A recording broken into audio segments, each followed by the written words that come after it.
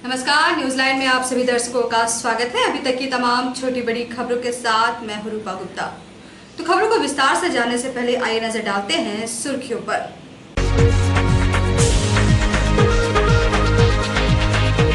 ताराटांड थाना क्षेत्र के कन्हाईडी मोड़ के पास 3 अपराधियों ने रिवॉल्वर दिखाकर कपड़ा व्यापारी से 24,000 रुपए नकद, कागजात, मोबाइल व अपाची मोटरसाइकिल लूटा। त्वरित पुलिस कार्रवाई में एक लुटेरा गिरफ्तार। अनुमंडल पुलिस पदाधिकारी सदर गिरिडीह द्वारा गठित पुलिस दल ने सीसीएल में हुए लोहा चोरी के 6 चोरों को चोरी का लोहा बेचते हुए रंगे हाथों किया गिरफ्तार। कोरोना मरीज के अंतिम संस्कार करने पहुंचे परिजनों का स्थानीय लोगों ने किया विरोध। मौके पर पहुंची सदर एसडीओ व नगर थाना पुलिस ने हंगामा कर रहे लोगों को खदेड़ा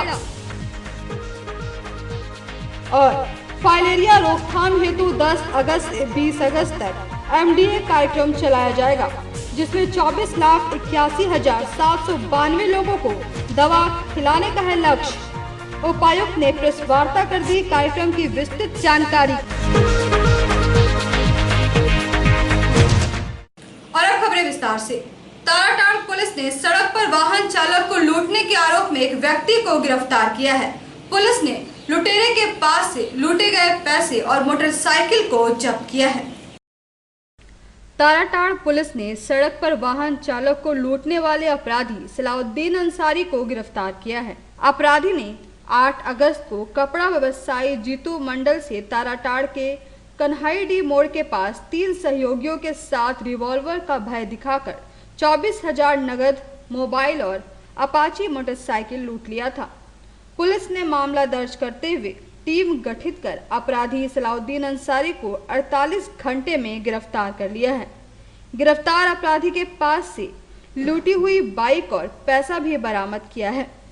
8 अगस्त को जीतू कुमार मंडल ताराटांड निवासी, इनके द्वारा थाना में सूचना दी गई कि जब ये महोदा मोड़ से अपने कपड़े की दुकान को बंद करके जा रहे थे तो 3 अज्ञात व्यक्तियों ने रिवॉल्वर का भय दिखा करके इनकी अपाची मोटरसाइकिल, पर्स जिसमें 24,000 रुपये थे तथा अन्य कागजात छीन ली गए। थाना प्रभारी को ये सूचना जैसे ही मिली तो थाने क्षेत्र में जितनी भी गश्ती गाड़ियाँ हैं उसको यह सूचना दी गई। जगह जगह पर चेक पॉइंट्स लगाए गए और इनमें से एक चेक पॉइंट पर, जिस पर पीएसआई राकेश थे, उन्होंने एक संदिग्ध मोटरसाइकिल को देखा, उसे रोकने का प्रयास किया तो वह भाग रहा था। तो इस भागते हुए मोटरसाइकिल को रोका गया और पूछताछ किया गया तो पाया गया कि यह वही चोरी की अपाची मोटरसाइकिल को लेके जा रहा था और उस व्यक्ति के पास से चोरी का किया गया पर्स और कुछ पैसे भी बरामद हुए। आगे पूछताछ करने पर पता चला कि इसके साथ और 2 व्यक्ति थे जो गांधी के ही रहने वाले हैं और एक व्यक्ति और था जिसने की खबर दी थी कौन वहां से पास होने वाला है। इस घटनाक्रम में कांड संख्या 77/2020 दर्ज किया गया और गिरफ्तार अपराधी को जेल दिया। मुफस्सिल थाना पुलिस ने सीसीएल से लोहा चोर गिरोह के बड़े रैकेट का पर्दाफाश किया है। पुलिस ने सीसीएल वर्कशॉप से लोहा चोरी करने वाले और उसे खरीदने व बेचने वाले 2 कबाड़ी संचालक को गिरफ्तार किया है। मुफस्सिल थाना पुलिस ने सीसीएल वर्कशॉप से लोहा चोरी करने और उसे ठिकाना लगाने वाले बड़े रैकेट का पर्दाफाश किया है। एसडीपीओ कुमार गौरव के दिशा निर्देश पर गठित टीम ने कुल्डिया मांझी टोला स्थित इस्राइल अंसारी के घर में छापामारी कर 5 लोहा चोर दीपक दास, मुकेश दास, सीताराम दास, उदय कर्मकार, टिंकू दास को सीसीएल लोहा के साथ धर दबोचा है। पुलिस ने गिरफ्तार चोरों की निशानदेही पर झगरी गांधीनगर के इरशाद अली के घर पर छापेमारी कर भारी मात्रा में सीसीएल लोहा बरामद किया है। सोमवार को एसडीपीओ कुमार गौरव ने प्रेस वार्ता कर बताया कि सीसीएल वर्कशॉप से लोहा चोरी की घटना को देखते हुए टीम गठित किया गया था। टीम गठित कर कार्रवाई की गई है। उन्होंने बताया कि कबाड़ी संचालक इस्राइल अंसारी समेत 6 लोगों को गिरफ्तार कर जेल भेज दिया गया है। हाल के कुछ दिनों से सीसीएल कार्य क्षेत्र में लोहा चोरी की घटना को लेकर के रिपोर्टिंग हो रही थी। इस संदर्भ में एक टीम गठित की गई जिसमें सीसीएल के भी पदाधिकारी थे और मुफस्सिल थाना के भी पदाधिकारी थे। लगातार छापेमारी की जा रही थी, विभिन्न स्थानों पर देखा जा रहा था। इसी घटनाक्रम में दिनांक 9 अगस्त को करीब संध्या 7:30 बजे कोल्डीहा मांडी टोली में इजराइल अंसारी के घर के अंदर से, चार दीवारी के अंदर से CCL का चोरी किया गया लोहा बरामद किया गया, जो कि कोक प्लांट, CCL के कोक प्लांट भट्टी से तथा वर्कशॉप में प्रयोग में आने वाला लोहा जो कि लेथ मशीन में लगता था, यह पाया गया। करीब 1.5 टन का लोहा वहाँ पर जब्त किया गया और इजराइल अंसारी सहित 6 व्यक्तियों को इस संदर्भ में गिरफ्तार किया गया। इस संदर्भ में CCL पदाधिकारी द्वारा प्राप्त आवेदन के अनुसार कांड दर्ज किया गया, मुफस्सिल थाना कांड संख्या 201/2020। छापामारी का क्रम लगातार चलता रहा और इसी क्रम में झगरी में गादी नगर स्थित इरशाद अली के घर में भी छापामारी किया गया। आज सुबह दिनांक 10 अगस्त को सुबह में छापामारी किया गया, जहां पर कि CCL तथा रेलवेज का करीब 3 टन का लोहा बरामद किया गया है। इस संदर्भ में भी कांड दर्ज किया जा रहा है। प्राथमिकी अभियुक्त की गिरफ्तारी का प्रयास। कोरोना संक्रमित अधिवक्ता के शव को बरमसिया शमशान घाट में अंतिम संस्कार करने से लोगों ने विरोध किया। हालांकि प्रशासन ने सख्ती दिखाते हुए शव का अंतिम संस्कार बरमसिया शमशान घाट में ही किया। शहरी क्षेत्र के नगीना सिंह रोड में रविवार को कोरोना संक्रमित अधिवक्ता की मौत के बाद सोमवार को अंतिम संस्कार के लिए पुलिस को सख्ती दिखानी पड़ी। अंतिम संस्कार के लिए बरमसिया शमशान घाट जा रहे अधिवक्ता के शव को बरमसिया मोड़ पर कुछ स्थानीय लोगों ने रोक दिया। लोग बरमसिया शमशान घाट में संक्रमित का शव जलाने से आसपास के इलाके में संक्रमण फैलने का हवाला देकर अंतिम संस्कार का विरोध कर रहे थे। हालांकि शव यात्रा में मौजूद बीडीओ गौतम भगत ने विरोध कर रहे लोगों को समझाने का प्रयास किया, लेकिन वह नहीं माने, जिसके बाद SDM प्रेरणा दीक्षित भी मौके पर पहुंचकर लोगों को समझाने का प्रयास की, लेकिन वह नहीं माने, जिसके बाद प्रशासन को सख्ती दिखानी पड़ी और लाठी चार्ज कर विरोध कर रहे लोगों को खदेड़ा गया। इसके बाद इलाके में पुलिस बल की तैनाती कर कड़ी सुरक्षा के बीच शव का अंतिम संस्कार करवा दिया गया।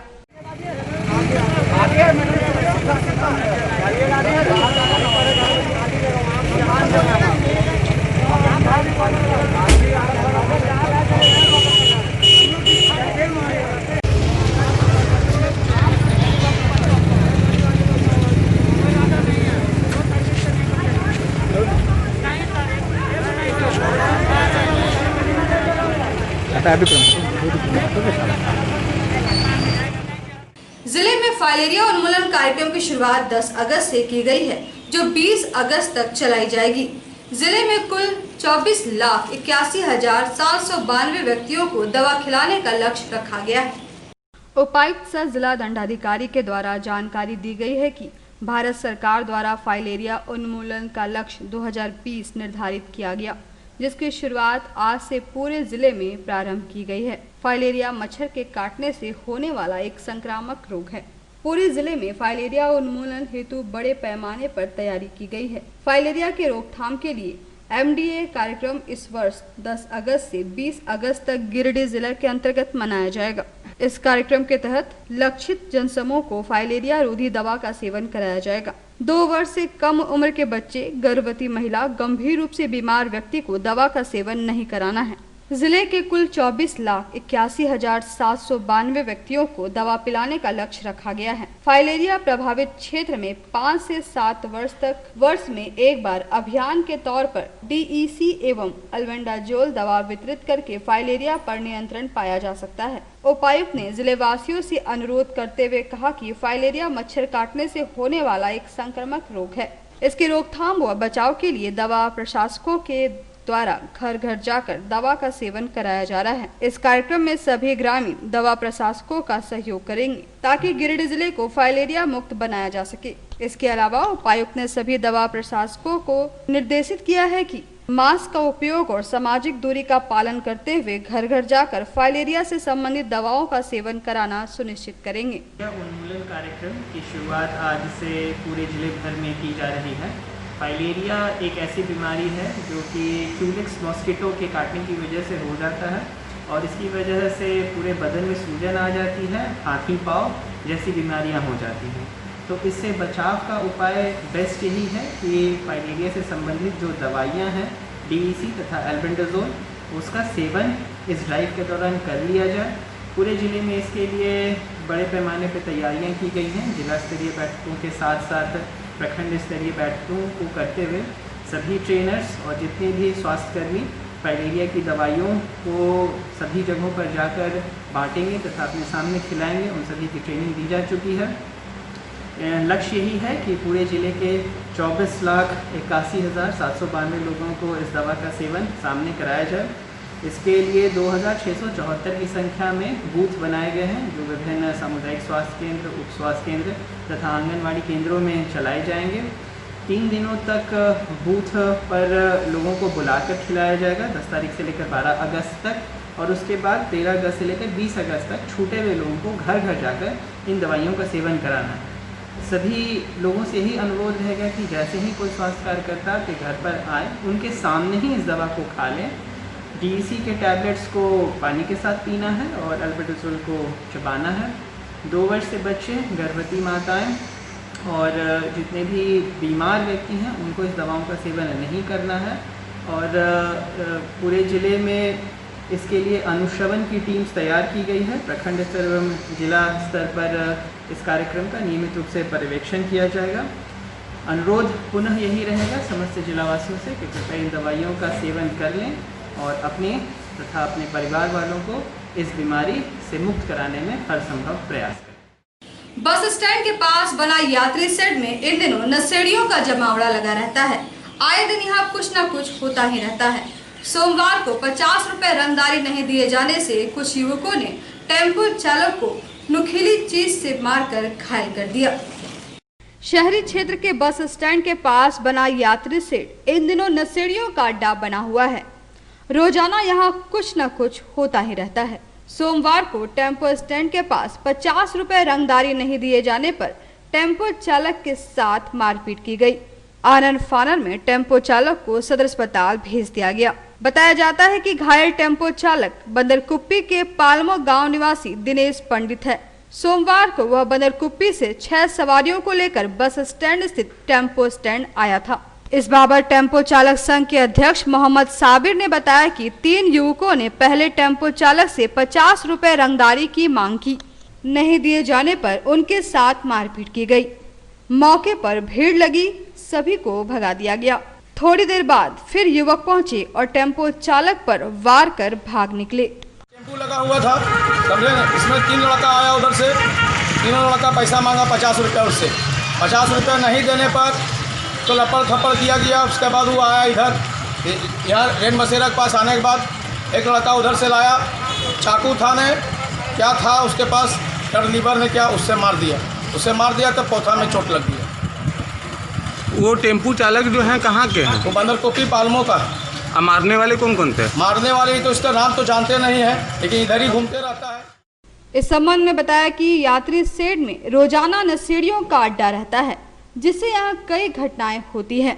कहा कि कभी किसी का मोबाइल छीन लिया जाता है तो कभी रंगदारी नहीं मिलने पर मारपीट की जाती है। इसे लेकर जब मौजूद ट्रैफिक जवानों के पास शिकायत की जाती है तो वे केवल यातायात की जिम्मेवारी कहकर अपना पल्ला झाड़ लेते हैं। हाँ, जब कभी विवाद बढ़ जाता है तो वे आकर बीच बचाव कर देते हैं। वहीं नगर थाना से जब PCR वाहन आती है तो सभी भाग खड़े होते हैं। संघ अध्यक्ष ने पुलिस प्रशासन से इस ओर ध्यान देने की मांग की है। यात्री सेट बना हुआ है, लेकिन यहाँ यात्री नहीं बैठते हैं, यहाँ खाली नशाखोरी होते हैं। आए दिन किसी का मोबाइल या किसी का बुढ़ा को मार के पैसा छीन लेना या रंगबाजी ही खाली होता है। यात्री सेट नहीं है, नशा का ही घर बना दिया है यात्री सेट, समझ गए। बाकी कहाँ कहाँ का लड़का है सब यहीं पर आता, जिधर जितना भी सब जगह का चोर बदमाश यहीं आके बैठता है। प्रशासन ने बोलते हैं क्या कि हमें थाना से कोई मतलब नहीं है, हम तो यातायात है, बस यातायात पे वो काम करते हैं। बीच बचाव में कभी कभी आते हैं बचाने के लिए, लेकिन उसका उतना ही बोलता मेरा उतना ही पावर है, उतना ही काम करते हैं। आते हैं PCR गाड़ी, उनको बोलते हैं तो जब वो PCR गाड़ी आते हैं तो सब यहाँ से भाग जाते हैं, रहते ही नहीं है कोई। प्रशासन से यही गुहार लगा रहे हैं कि ये सब जो हो रहा है सब बंद करें, समझे कि नहीं। सिहोड़ी स्थित चौधरी मोहल्ला में राधे कृष्ण मंदिर की प्राण प्रतिष्ठा को लेकर कलश यात्रा निकाली गई, जिसमें काफी संख्या में महिलाओं व युवतियों ने हिस्सा लिया। नगर निगम क्षेत्र के सिहोड़ी स्थित चौधरी मोहल्ले में राधे कृष्ण मंदिर के प्राण प्रतिष्ठा को लेकर भव्य कलश यात्रा निकाली गई। गाजे बाजे के साथ निकाली गई कलश यात्रा में महिलाओं और युवतियों ने बढ़ चढ़ कर हिस्सा लिया। कलश यात्रा में शामिल महिलाओं ने उसरी नदी से मंत्रोच्चारण के साथ कलश में जल भरकर गोकुल धाम स्थित राधे कृष्ण मंदिर पहुंची और कलश स्थापित किया। कलश यात्रा के दौरान सोशल डिस्टेंसिंग का पूरा ख्याल रखा गया। मौके पर वार्ड पार्षद अशोक राम, जोगेश्वर चौधरी, लखन चौधरी, जितेंद्र चौधरी, संजय चौधरी, टेकलाल चौधरी, सुभाष चौधरी मौजूद थे।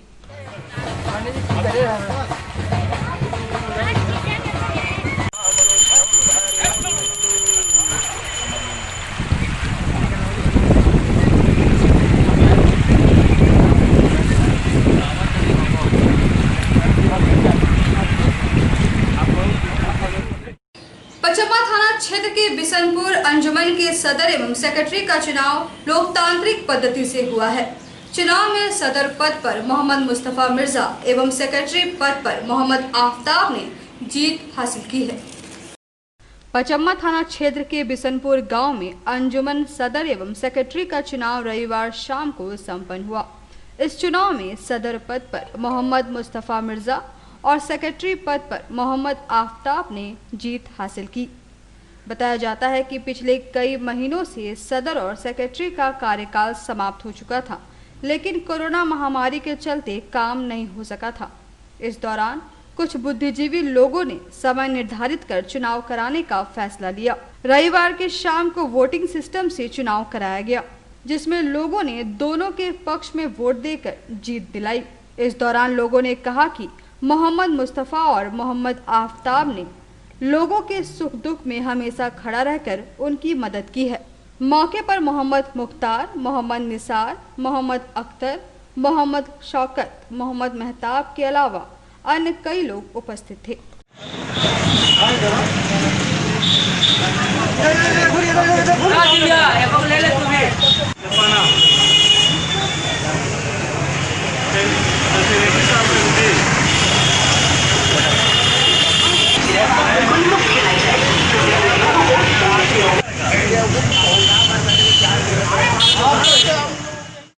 रमज़ान के बाद से कोई सदर सेक्रेटरी नहीं था, कमेटी डिसॉल्व था, अंजुमन का निजामत बिल्कुल दरहम बरहम था, कोई काम नहीं हो रहा, मुआशरा हमारा ख़राब हो रहा था सबसे, और सियासत के तहत इसको टाला जा रहा था, जो कि हम लोग उसको सूझबूझ रखते हैं कि सियासत में जब सियासत से कमेटी आवेगी तो फिर निजामत क्या करेगा।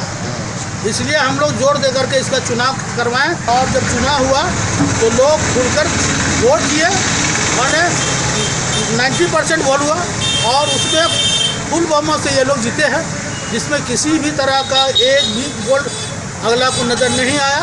अब क्या उम्मीद करते हैं आप लोग? उम्मीद करते हैं कि जो लोग आया है इसको अच्छे से चलाएंगे, और हम लोग को उम्मीद है कि हम लोग को शिकायत का मौका नहीं मिलेगा।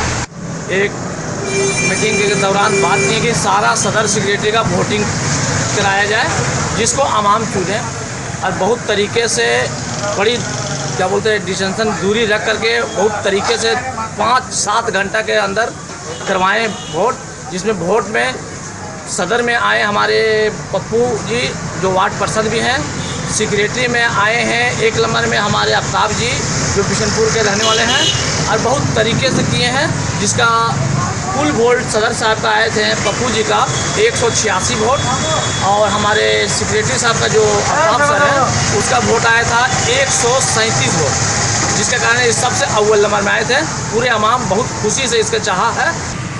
आज बहुत ही दिनों से यहाँ बिशनपुर अंजुमन का सदर सेक्रेटरी भंग हो गया था, तो इसमें प्रयास करते करते अब चुनाव का समय आया, तो चुनाव वोटिंग के द्वारा किया गया।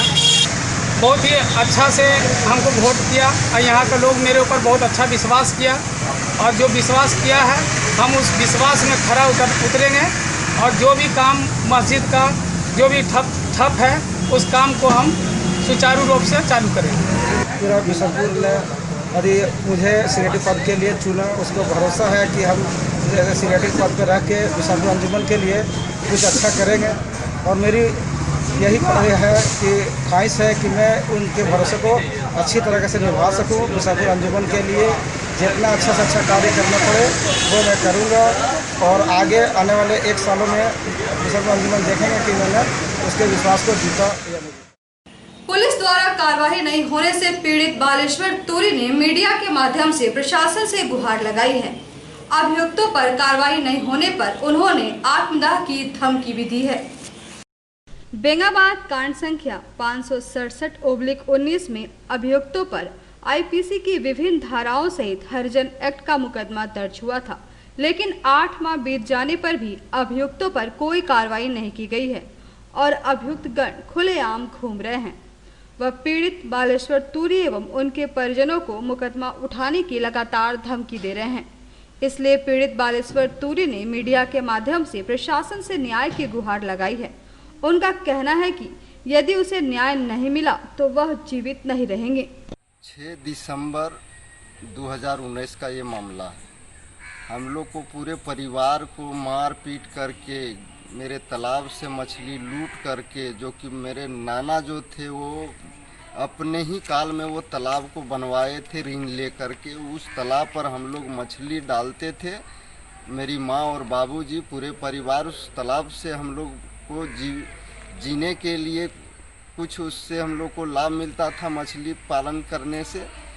वो तालाब में ये लोग ज़बरदस्ती हम लोग को मार पीट करके मछली भी लूट लिया, घर में आग लगा दिया और मेरे परिवार महिला लोग को भी मार पीट किया, बाबूजी को भी मार पीट किया, हमको भी और छोटा बच्चों को भी मार पीट किया। मार पीट करने वाला था मधु राय, दर्शन राय, राजू राय, मुन्ना राय और दीपाली राय, गणेश राय, सोमर महतो, इंद्रलाल महतो, जगदीश महतो वगैरह मिल करके सभी लोग पूरे परिवार को मारपीट किया। प्रशासन को सूचना भी दिए हैं, लेकिन प्रशासन अभी तक हम लोग को कार्रवाई, हम लोग को इंसाफ कुछ नहीं दे रहे हैं।